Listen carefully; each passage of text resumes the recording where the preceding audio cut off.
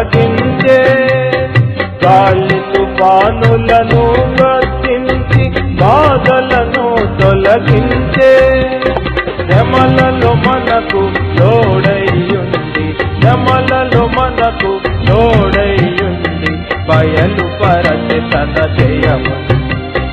శ్రమలలో మనకు తోడైయుండి బయలుపరచె తన జయము. భక్తులారా స్మరించెదము ప్రభు చేసిన మేలులన్నిటిని. భక్తులారా స్మరించెదము ప్రభు చేసిన మేలులన్నిటిని.